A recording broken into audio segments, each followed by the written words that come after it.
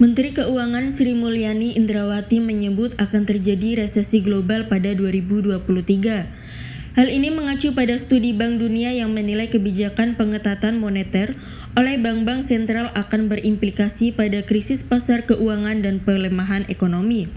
Kalau bank sentral di seluruh dunia melakukan peningkatan suku bunga secara cukup ekstrim dan bersama-sama, maka dunia pasti mengalami resesi di tahun 2023, ujarnya dalam konferensi pers APBN kita Senin 27 September 2022. Lantas, apa itu resesi global? Dikutip dari Investopedia, resesi global adalah periode penurunan ekonomi yang berkepanjangan di seluruh dunia. Ini melibatkan resesi yang kurang lebih terinkronisasi di banyak ekonomi nasional, karena hubungan perdagangan dan sistem keuangan internasional mengirimkan guncangan ekonomi. Dana Moneter Internasional atau IMF menggunakan serangkaian kriteria yang luas untuk mengidentifikasi resesi global, termasuk penurunan produk domestik bruto atau PDB per kapita di seluruh dunia. Menurut definisi IMF, penurunan output global ini harus bertepatan dengan melemahnya indikator makroekonomi lainnya seperti perdagangan, arus modal, dan lapangan kerja. Sementara, indikator makroekonomi harus berkurang selama periode waktu yang signifikan untuk diklasifikasikan sebagai resesi.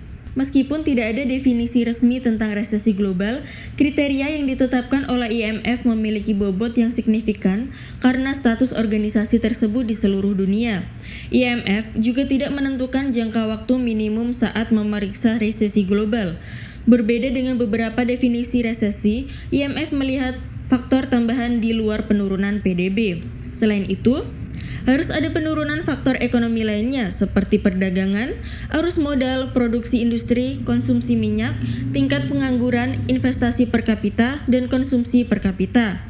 Dalam sejarahnya, sudah ada 5 kali resesi global sejak Perang Dunia II, yaitu tahun 1975, 1982, 1991, 2009, dan 2020.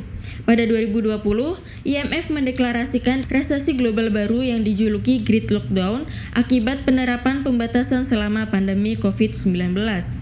Ini merupakan rekor resesi global terburuk sejak Great Depression antara 1929 sampai 1941. Dampak resesi global pada suatu negara juga bervariasi berdasarkan beberapa faktor. Misalnya, hubungan perdagangan suatu negara dengan seluruh dunia yang menentukan skala dampak pada sektor manufakturnya. Di sisi lain, kecanggihan pasar dan efisiensi investasi menentukan bagaimana industri jasa keuangan terpengaruh.